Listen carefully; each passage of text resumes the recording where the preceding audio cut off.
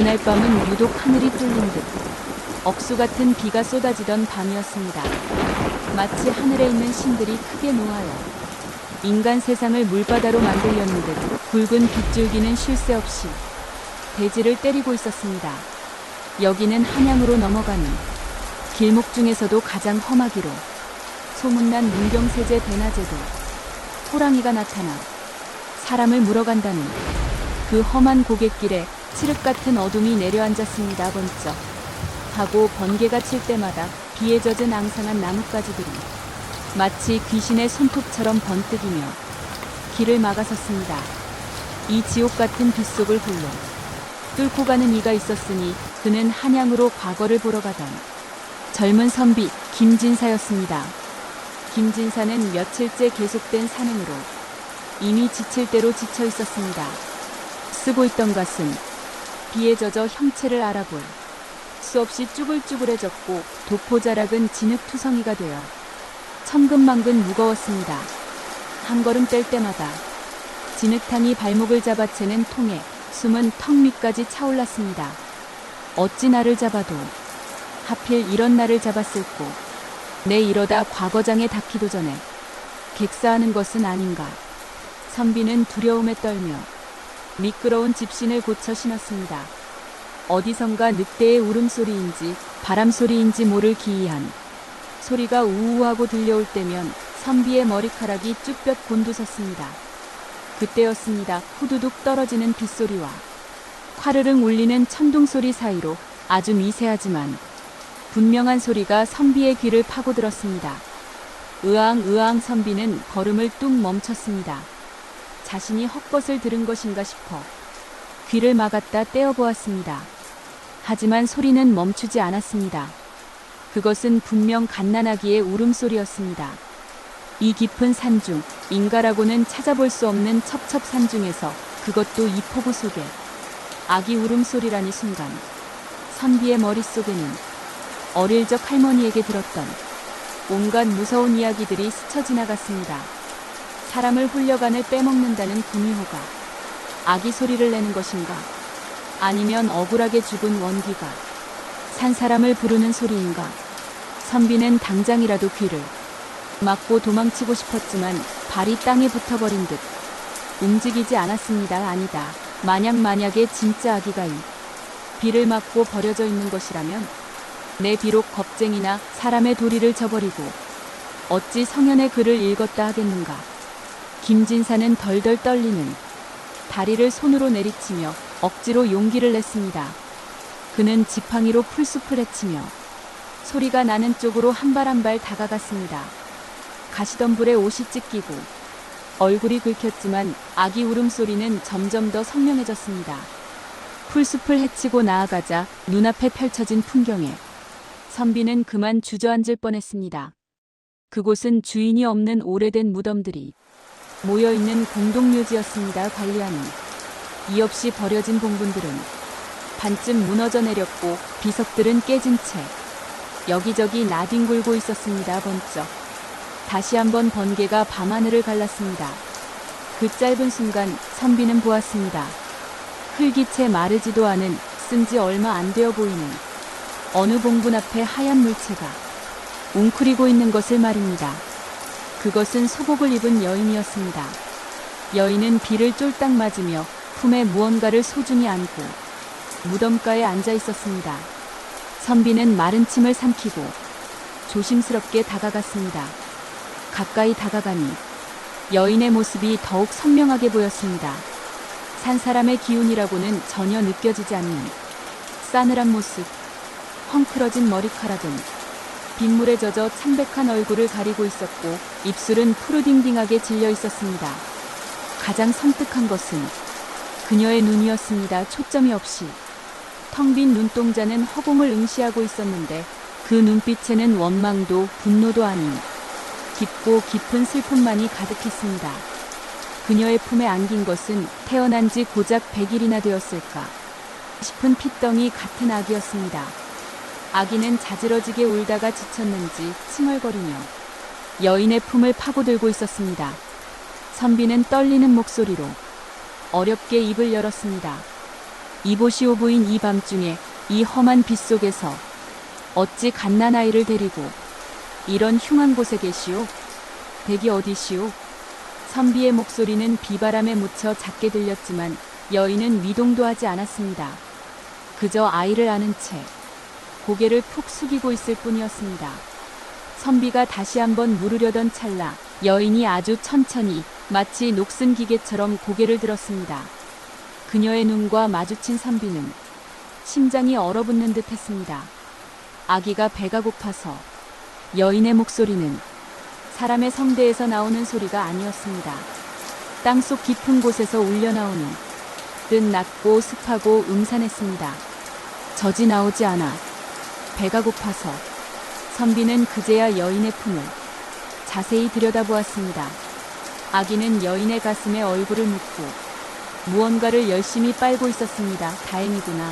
젖을 먹이고 있구나. 라고 생각하려던 찰나 선비의 눈이 커졌습니다.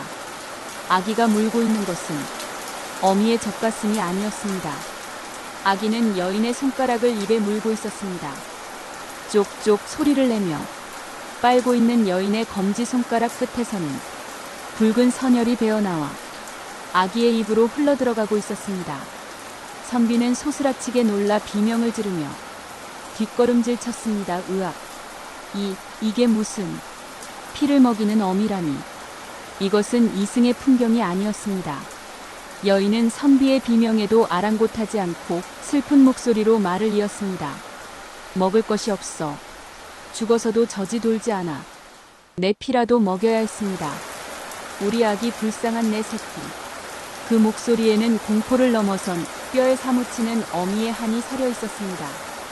굶주린 자식을 위해 자신의 생사를 찢어 피를 내어주는 귀신의 모습에 선비는 공포감마저 잊고 그 자리에서 망부석처럼 굳어버렸습니다. 그때 멀리 산 아래 마을에서 새벽을 알리는 닭 울음소리가 들려왔습니다.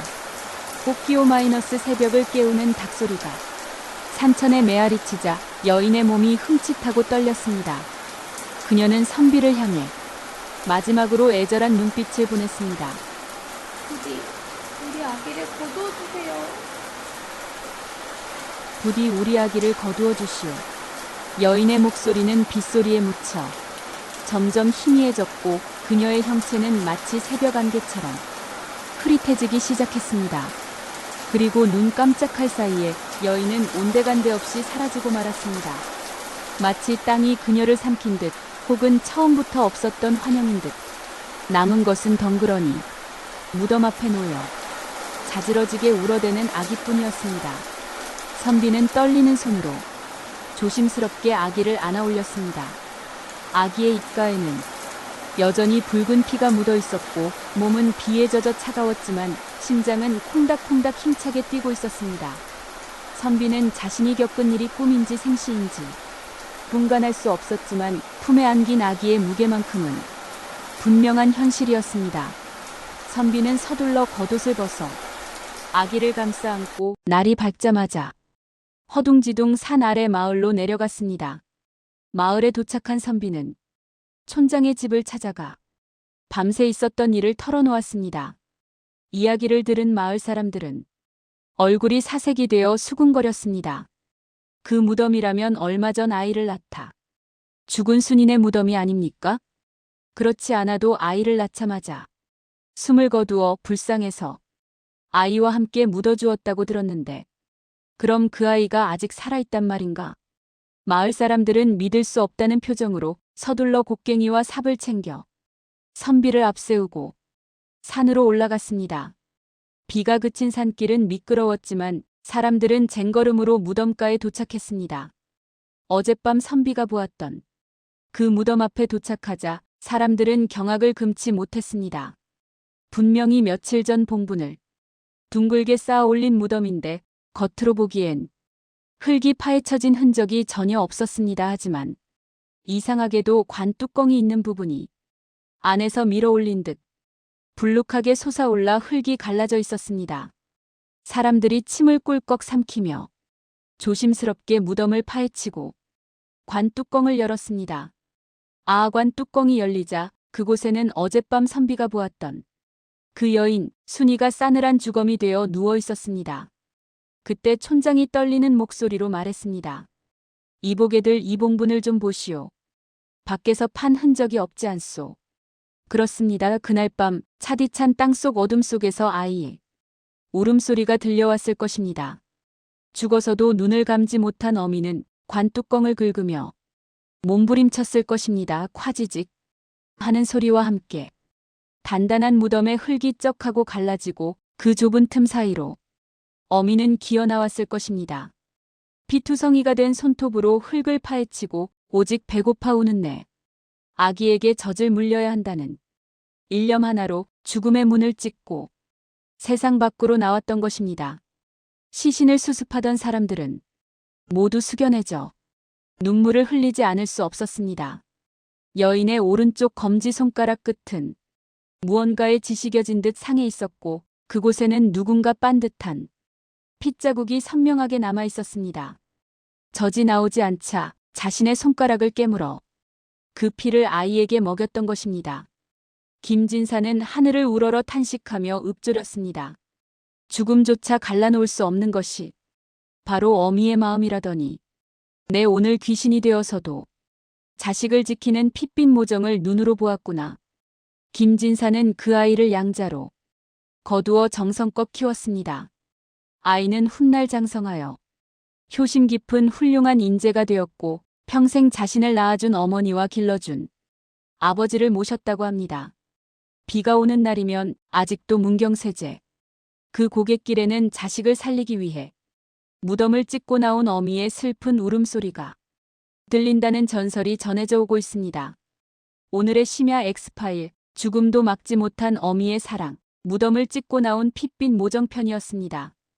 구독과 좋아요는 영상을 만드는데 큰 힘이 됩니다. 감사합니다.